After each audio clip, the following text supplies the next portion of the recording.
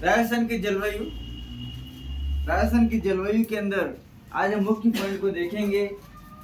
शुष्क जलवायु, अर्ध शुष्क जलवायु, उप आर्द्र जलवायु, आर्द्र जलवायु और अति आर्द्र जलवायु।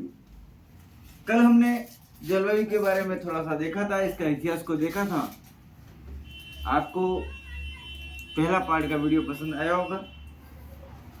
आज हम कोशिश करते हैं कि ये जलवायु का जो यूनिट है, जो ज्योग्राफी से रिलेटेड है, 100%, चाहे वो कहीं से भी प्रश्न घुमा करके दे, लेकिन इसी नक्शे से प्रश्न उभर करके आ जाए। और हमारा जो तीसरा जो पार्ट इस जलवायु का चलेगा वो आपके लिए और ज़्यादा महत्वपूर्ण होगा, क्योंकि वहाँ पर कथनों को लेकर के, असत्य को लेकर के जो वाक्यांश होंगे उसके ऊपर ये रहेगा। एक बार फिर मैं आपका वीर कोचिंग क्लासेस में स्वागत करता हूँ।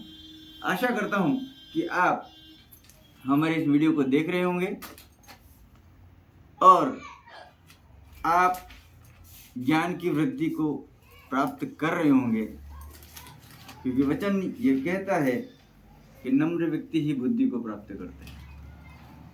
तो आइए हम आपका सहयोग लेते हुए आपके नॉलेज के लिए इस शिक्षण कार्य को शुरू करते हैं। राजस्थान की जलवायु। राजस्थान की जो जलवायु है उसमें हमने कल देखा था कि किस तरह से राजस्थान प्रभावित होता है जलवायु को लेकर के, उसके क्या कारक हैं। उसके बाद हमने सिर्फ एक ग्रीष्म काल का वर्णन किया था। बाकी हमारे वर्षा काल का और सर्दी काल का जो टाइम पीरियड है उस पर हमने चर्चा नहीं की है, क्योंकि उस चर्चा को करने से पहले मैंने महसूस किया कि जब तक मैं जलवायु के बारे में जो आपके सामने जो ये नक्शा बना हुआ है उसको अगर आप समझ लेंगे तो शीतकाल में क्या स्थितियां खड़ी होती हैं और वर्षा काल में क्या स्थितियां खड़ी होती हैं वो आपको इस डिजाइन के माध्यम से पता चल जाएगा। उसके द्वारा जो वक्तव्य शुरू होंगे वह भी आपको समझ में आएंगे, क्योंकि हमारे जो जलवायु का जो यूनिट है वह कोपेन के अनुसार और थॉर्नवेट के अनुसार अलग अलग भागों में इसकी व्याख्या कर रखी है, अलग अलग सैम्बर्स दिए हुए हैं। तो देखिएगा, हमारा जो राजस्थान की जलवायु है उसे हमने 5 भागों में विभक्त किया है। शुष्क जलवायु, अर्ध शुष्क जलवायु, उप आर्द्र जलवायु, आर्द्र जलवायु और अति आर्द्र जलवायु। हम सबसे पहले देखते हैं शुष्क जलवायु। तो शुष्क जो जलवायु वाला जो भाग है, अगर हम इसकी अरावली पर्वत श्रृंखला के पश्चिमी भाग को देखें, जहां पर अति शुष्क वाली जो स्थितियां बनी हुई हैं, जहां पर 25 डिग्री सेंटीग्रेड की वर्षा वाली भाग से भी पश्चिम की ओर जो भाग बना हुआ है, उस क्षेत्र को हम शुष्क जलवायु के नाम से जानते हैं। यहाँ की इस क्षेत्र की जो वर्षा है वो 0 से 20 डिग्री सेल्सियस रहती है। ये जो पूरा जो क्षेत्र है जहां पर शुष्क जलवायु है, यह पूर्ण रूप से वनस्पति रहित क्षेत्र है। कैसा क्षेत्र है? वनस्पति रहित क्षेत्र है। यानी कह सकते हैं कि यहाँ पर न तो घास उग रही है और न ही कोई ऐसी दूसरी कोई चीजें हैं, ऐसे वृक्ष हैं जो उग रहे हैं। लेकिन वर्तमान में हमारे इस क्षेत्र के अंदर एक अनुसंधान केंद्र राजस्थान सरकार के द्वारा खोला गया है, जो कि एक बेहतरीन कृषि को लेकर के उभर रहा है। और इसका मुख्य कारण यह है कि यहाँ की जो जलवायु है उस जलवायु को सहन करने की ताकत उस पौधे के अंदर बनी हुई है, उस पौधे के अंदर बनी हुई है। दूसरी चीज, इस क्षेत्र के अंदर जो अनुसंधान जो डेवलप हुआ है उसके पीछे के कारण हमारी इंदिरा गांधी नहर की लिफ्ट परियोजनाएं भी बन है। और यही कारण है कि यहाँ पर अब धीरे धीरे ये जो शुष्क जलवायु है वह धीरे धीरे अर्ध शुष्क में बदलने जा रही है। लेकिन ये पुराना इतिहास जो बोलता है उसके आधार पर इसको हम वनस्पति रहित क्षेत्र कहते हैं। इस क्षेत्र के अंदर हमको कुछ ऐसे वन भी मिले हैं, लेकिन वो कोयले से बने हुए हैं, ओनली फॉर कोयले से। यानी कि यहाँ पर इतनी जबरदस्त गर्मी है कि जो कुछ वन थे तैतीस सागर के समय, जब इस पृथ्वी का विभाजन हुआ उस समय जो वृक्ष थे वो आज यहाँ की गर्मी को लेकर के खड़े ही सूख चुके हैं और कोयले के रूप में बने हुए पड़े हैं, जिसे हम आकल फुट पार्क कहते हैं।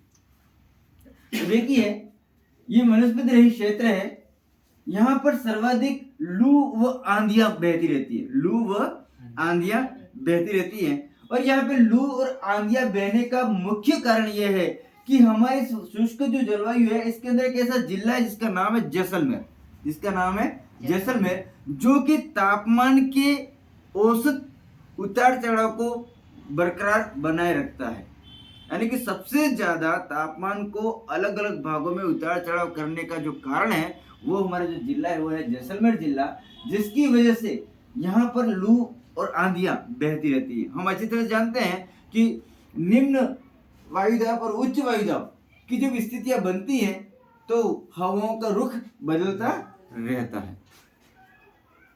तो यहाँ पर औसत तापमान जो है 34 से 40 डिग्री सेंटीग्रेड रहता है इस शुष्क जलवायु के अंदर, और सर्दी में ये 12 से 16 डिग्री सेंटीग्रेड रह जाता है।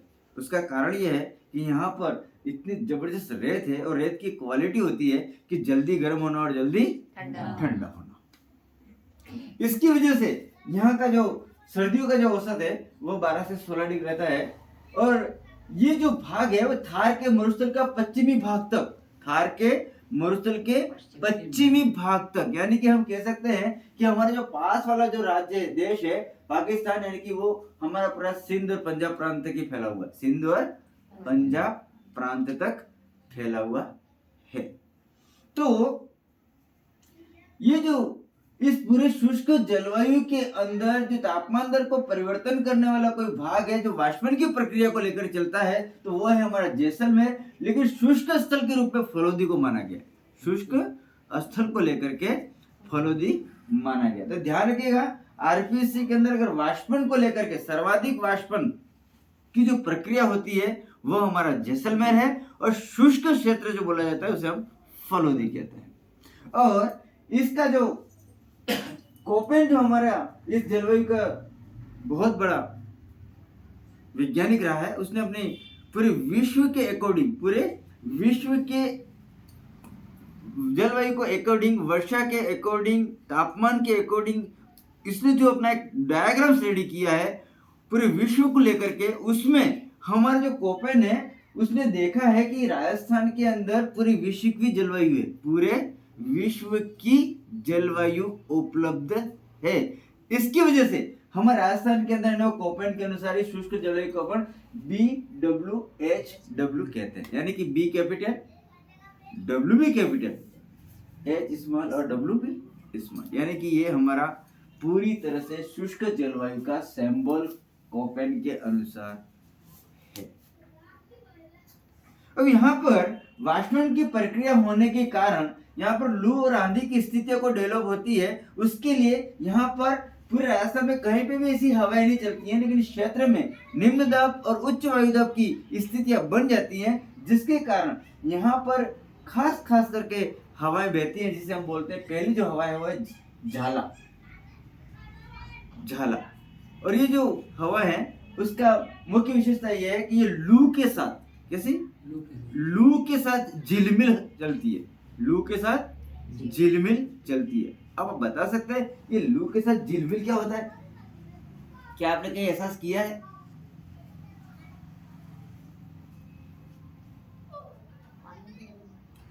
गर्मियों के समय जब हम कहीं गाड़ी लेके जाते हैं, कहीं घर पे बैठे होते हैं, तो जब लू चलती है तो आप लोग ऐसा लगता है कि जैसे वाष्पन की तरह हिल रहा हो, वाष्पन की तरह हिल रहा, उसे हम झिलमिल बोलते हैं। क्या बोलते हैं? झिलमिल। ऐसा लगता है जैसे कि वो हिल रहा है कुछ।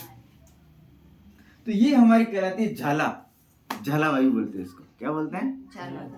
यहाँ पर मैं आपको इसलिए बता रहा हूँ कि आप किसी उदाहरण के माध्यम से, अगर उसने प्रश्न बना लिया आरपीएससी ने उदाहरण के माध्यम से, तो आपको ध्यान में होना चाहिए कि वाष्प उड़ती है और हिलती हुई नजर आती है, लहरों के रूप में ऊपर हिलती हुई नजर आती है जब लू चलती है तब। तो वो जो हवा होती है वो हमेशा हमारी झाला कहलाती है।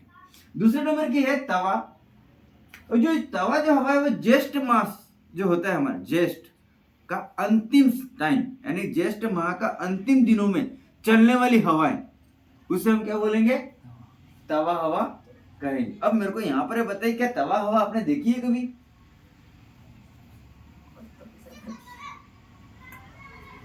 ज्येष्ठ महीने के अंतिम दिनों में।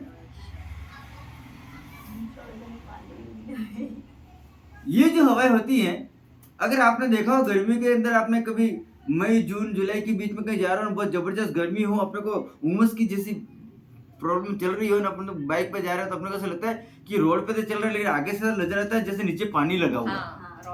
रोड पे ऐसा लगता है कि यार किसने पानी डाला है। यानी कि जो पानी जो डाला हुआ नजर आता है अपने को, वो कौन सी कहलाती है? तवा हवा। यानी कि ऐसा लगता है कि यहाँ पानी है, यहाँ पानी है, यहाँ पानी है, यहाँ पानी है, यहाँ पानी है। और इस पानी को ढूंढने के लिए एक पशु होता है, वो इस तवा हवा को देख करके खुश हो जाता है और वो पानी के लिए दौड़ता है। क्या है वो? कौन सा पशु? बोलिएगा। हिरण जो होती है, वो पानी की यानी कि प्यास को लेकर के इस तवा वाली हवा के अंदर जो उसको जल जैसा नजर आता है तो दौड़ती है कि यहाँ पे पानी है, यहाँ पे पानी है, यहाँ पे पानी है, यहाँ पे पानी है। उसके बाद में हमारे आती है अड़व हवाएं। अड़व हवाएं, और ये जो है वह पूरी भयंकर ध्वनि के साथ चुन आवाज आती है इस तरह से। ये इस क्षेत्र के अंदर ऐसा लगता है जिसने गोली मारी हो, चढ़न। और वो कौन सा होता है? अपने यहाँ पर देखते हैं तो पूरी तरह से गोल गोल घूमती हुई, होली के टाइम पे देखते हैं तो इतनी स्पीड चलती है और फिर वह आवाज मारती है, तो वो क्या कहलाती है? हमारी अड़ा। और सिल्ली हवाएं, ये पौष माह के अंदर बहती है। कौन से माह में? पौष माह में। और पौष माह के अंदर ये जो सिल्ली हवा बहती है, ये सिल्ली का क्या मतलब होता है?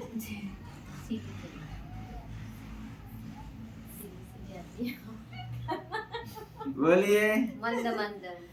मंद मंद और मीठी हवाएं।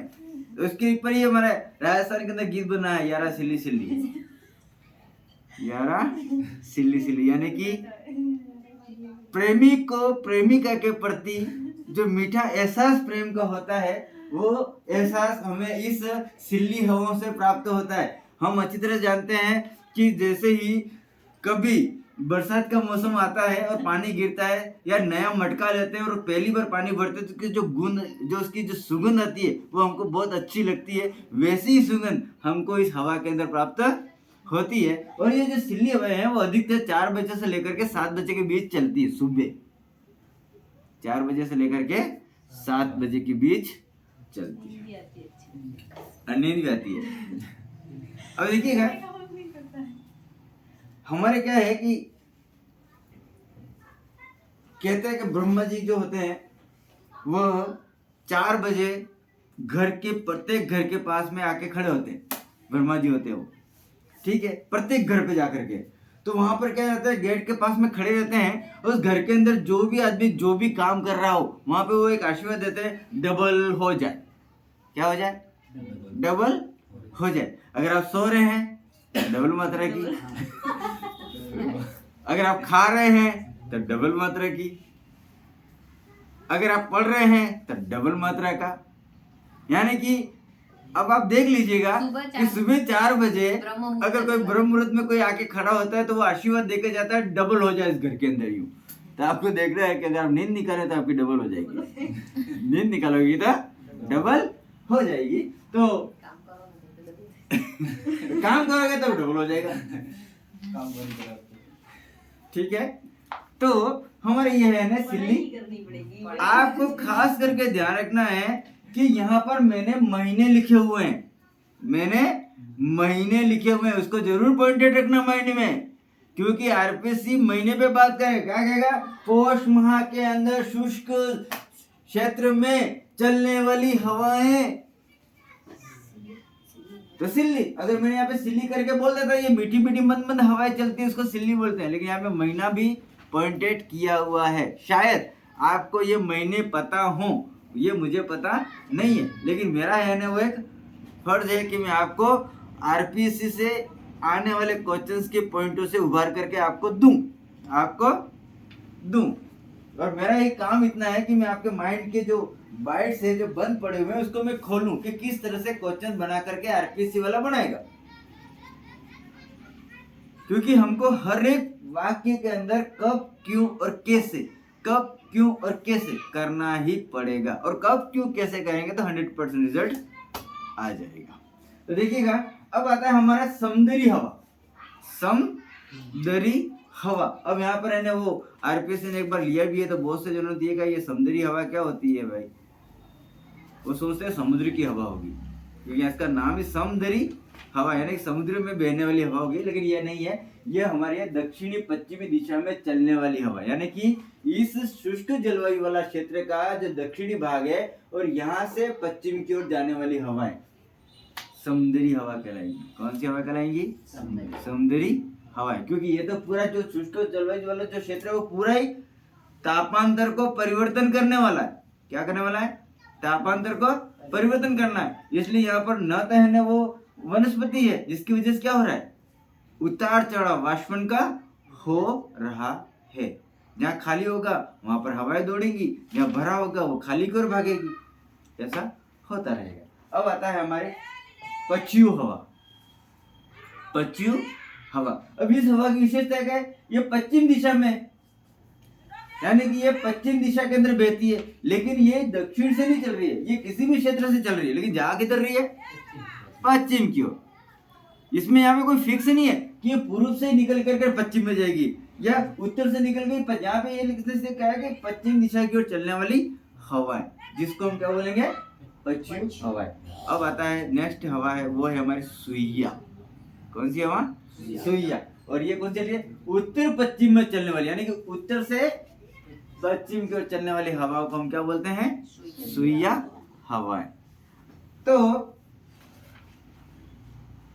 सबसे ज्यादा हम कह सकते हैं कि जो वाष्पन की जो प्रक्रिया होकर के तापमान को परिवर्तन कर देती है वो है हमारा जिला जैसलमेर, और सबसे कम तापमान का जो औसत हमारे राजस्थान में उभर कर आता है तो वो है हमारे बांसवाड़ा और डूंगरपुर। और ये शुष्क वाला जो क्षेत्र है, इस क्षेत्र के अंदर कृषि खंड जो है, हमारे जो कृषि के जो 10 खंड बने हुए हैं, वह जो है वो सबसे छोटा खंड अगर यहाँ होगा तो इस शुष्क जलवायु में होगा, क्योंकि यहाँ पे किसी भी तरह की इतनी ज्यादा कृषि होती नहीं है। अब विकसित हो रहा है, अब विकसित हो रहा है।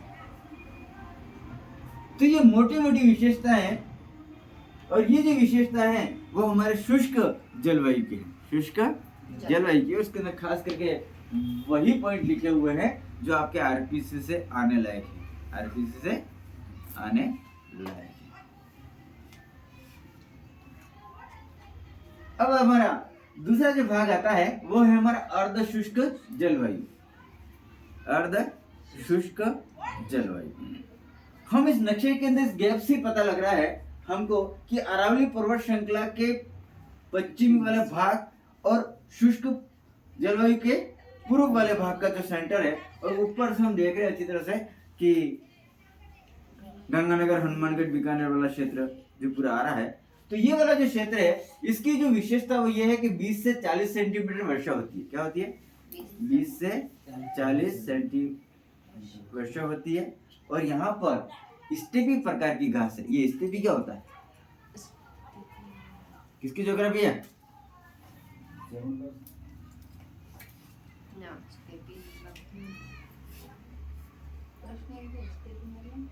सर जी आप भी है ना वो स्टेपी को लेकर के कमेंट कीजिए ताकि हमको पता लगे कि आपको स्टेपी के बारे में पता है या नहीं। काश अगर ये क्वेश्चन आरपीसी बनाता है कि राजस्थान में स्टेपी घास किस क्षेत्रों में पाई जाती है तो आपको जिलों का नाम पता होना चाहिए। हम बाद में जिलों को भी बताएंगे, लेकिन अगर यही क्वेश्चन मैंने इसलिए यहाँ पर बोल रहा हूँ क्योंकि 2016 के अंदर इसी जलवायु को लेकर के हमारे है ना झालोर जिले से बात निकल कर आई थी कि इस क्षेत्र यानी कि अर्ध शुष्क जलवायु में निम्न जिले सम्मिलित हैं। इस तरह से प्रश्न बना था। और यहाँ पर एक क्वेश्चन फिर बच होता है कि अर्ध शुष्क जलवायु के अंदर स्टेपी घास क्या होती है।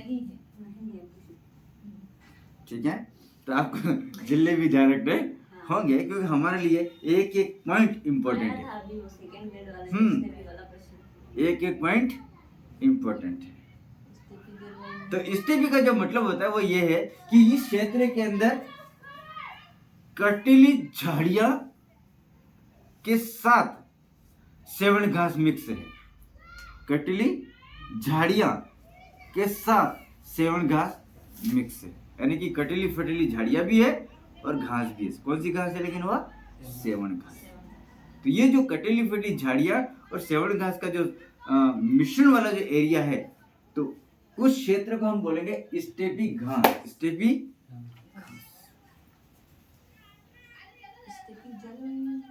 इसको स्टेपी जलवायु भी बोल सकते हैं, क्योंकि इसी क्षेत्र में कटीली पेटीली झाड़ियां और सेवन घास है, बाकी कहीं पे भी नहीं।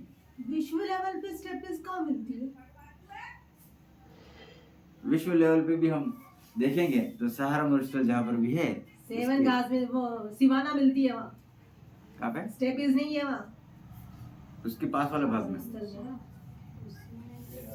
सहारा तो नहीं है, बस इतना मुझे पता है। बाकी तो हम देखते हैं कि यहाँ का औसत जो तापमान है वो 30 से 36 डिग्री, यानी कि औसत तापमान दिन का, और सर्दी का 10 से 7 डिग्री रहता है। और कोपेन के अनुसार इस वाले भाग को BSHW यानी कि बी कैपिटल, बाकी सभी स्मॉल है, बाकी सब स्मॉल है। ये बड़ा कंफ्यूजन होगा, लेकिन इसको हम बाद में जब यूनिट में उठाएंगे तो आपको सब समझ में आना शुरू हो जाएगा। ठीक है, अब आता है, देखिएगा ये तो है बी के साथ में डब्ल्यू, ये सब कैपिटल है। अब यहाँ पर देखोगे, यहाँ पे बी तो कैपिटल है, लेकिन वहां पे जो डब्ल्यू है यहाँ पर एस है। यहाँ पे दो कैपिटल है, यहाँ पर एक ही कैपिटल है, इससे पता चला ये ज्यादा गर्म है, ये थोड़ा कम गर्म है। अर्ध शुष्क, यानी कि एक कैपिटल बाकी सब स्मॉल। इसमें क्या है कि दो कैपिटल और स्मॉल। अब देखिएगा, अब है हमारा तीसरे नंबर का पार्ट है उप आर्द्र जलवायु। अब उप आर्द्र जलवायु की भी विशेषता हम देखेंगे तो 40 से 60 सेंटीमीटर वर्षा वाला क्षेत्र वाला भाग है ये पूरा, यानी कि हम कह सकते हैं ये वो वाला भाग है जो अरावली पर्वत श्रृंखला के सीरीज में चल रहा है। विरल वनस्पति पाई जाती है। अब यहाँ पे विरल क्या होता है? विरल वनस्पति पाई जाती है। विरल क्या है?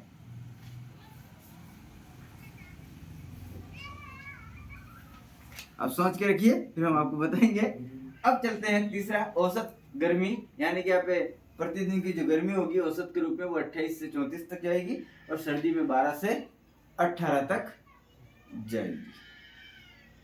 तो देखिएगा, इस उप आर्द्र जलवायु को कोपेन ने CWG बोला है, यानी कि सी कैपिटल बाकी स्मॉल सी, यानी कि उप आर्द्र वाले जगह को हमने सी बोला है, बाकी जो होगा देखा जाएगा।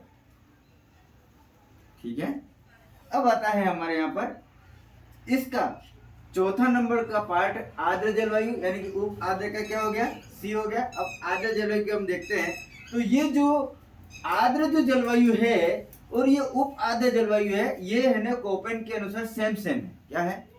कोपेन के अनुसार सेम सेम है।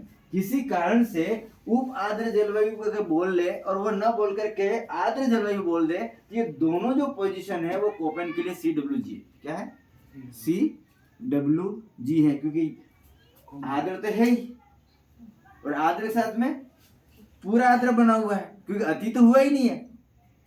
यानी आर्द्र के अंदर भी उप अगर आर्द्र वाली स्थिति वाली है तो कोपेन के लिए CWG है। अब आता है हमारा ये जो वाला भाग है, उसके अंदर 60 से 80 सेंटीमीटर वर्षा होती है। सघन व पतझड़ वन पाए जाते हैं। क्या पाए जाते हैं? सघन व पतझड़ वन पाए जाते हैं। अब यहां से हमारा क्वेश्चन बन के आता है सघन और पतझड़ को लेकर के। पतझड़ वाला पॉइंट इस शुष्क वाले पॉइंट में भी लेकर के जा सकता है, पतझड़ वाला भाग इस अर्ध शुष्क वाले क्षेत्र में भी लेकर के जा सकता है। तब आपको ध्यान रखना होगा कि इस क्षेत्र के अंदर सघन व पतझड़ जो भी वृक्ष हैं उनके नाम आपको बराबर पते होने चाहिए। वो हो सकता है आम और नीम बोले, हो सकता है वो महुआ बोले, हो सकता है किसी और बात, क्योंकि यहाँ पर तो ना आम होते हैं ना महुआ होते हैं। यहाँ पर वो आपको फाल्ट में डालेगा। लेकिन हम इतनी जल्दबाजी में होंगे कि हम तो है ना वह महाराणा प्रताप के हाथी का क्या नाम था, और हम बड़े महान थे कि हम महाराणा प्रताप के घोड़े का क्या नाम था ये पढ़ने वाले हैं। चेतक कराएंगे। घोड़े बहुत सारे पढ़ने लोगों ने वाले कर दिया ऐसा। इसलिए होता है ऐसा क्योंकि उसमें हम ही हैं, दूसरा कोई नहीं है। तो इस क्षेत्र का जो सबसे आद्र जो स्थान है वो है हमारा माउंट आबू। अब यहाँ से क्वेश्चन बनकर उभरता है कि माउंट आबू में कितने दिन वर्षा होती है? औसत वर्षा कितने दिन होती है? 11।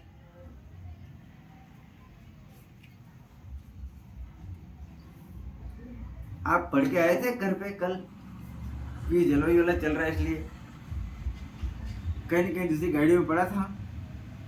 यही क्वेश्चन आ गया कि आद्र स्थान माउंट आबू में मानसून कितने दिन वर्षा करता है?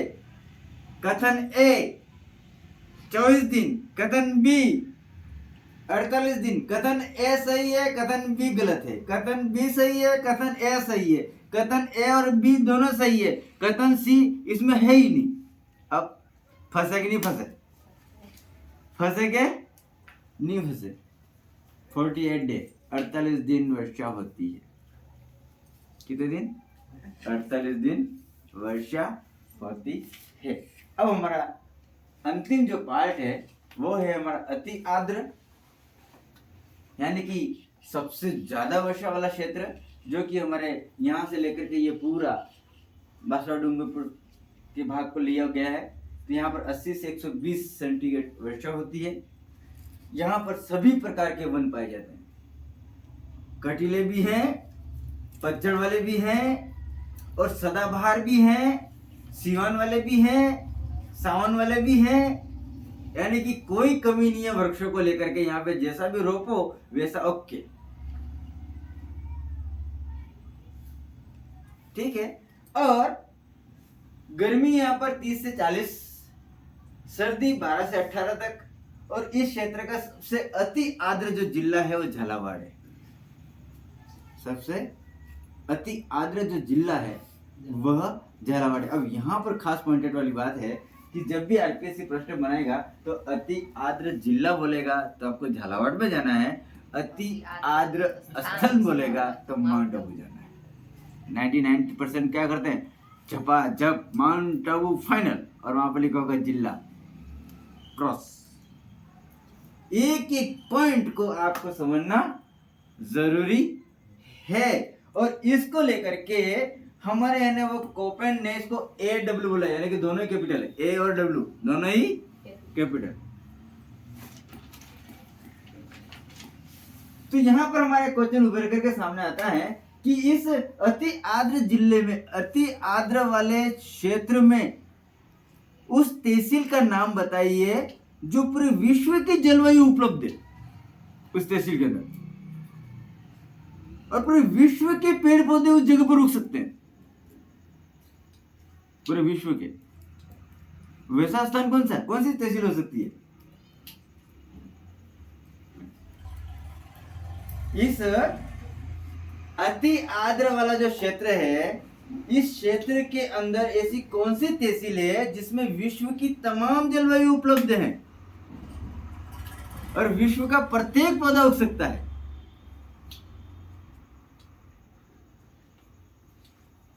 बताइए।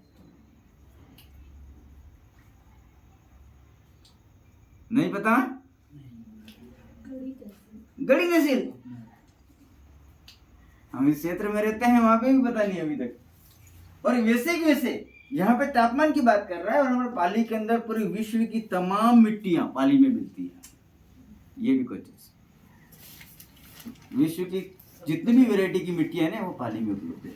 और विश्व की जैसी तापमान चाहिए, जैसा जलवायु वो हमारे इस गढ़ी में उपलब्ध है। तो साथियों, आप लोगों को इस राजस्थान की जलवायु के बारे में जो कुछ भी हमने इस वीडियो के माध्यम से दिया है, मैं आशा करता हूं कि आपको ये बहुत अच्छी तरह से समझ में आएगा। हमारा इस राजस्थान की जलवायु का थर्ड पार्ट कल आपके लिए उपलब्ध रहेगा, जिसके अंदर कथन होंगे थॉर्नवेट के द्वारा और कोपेन के द्वारा, क्योंकि आज हमने कोपेन ने किसको अपनी मुख्य बिंदु को ध्यान रखते हुए वर्गीकरण किया है और थॉर्नवेट ने किस पॉइंट को ध्यान में रखते हुए जलवायु को पॉइंटेड किया है, उसके बारे में आज हमने बात नहीं की है। सिर्फ हमने इन क्षेत्रों के सैंपल के ऊपर ही बात की है और इनकी विशेषताओं के बारे में बात की है। तो एक बार फिर हम चाहते हैं कि आप हमारे इस वीडियो को ज़्यादा से ज़्यादा लाइक करें और हमें भी हमारा हौसला अफजाई करवाएं, ताकि हम आपको और अच्छा सा नॉलेज दे सकें। एक बार फिर मैं कहना चाहूँगा कि mind, heart and hand if are control completely success में।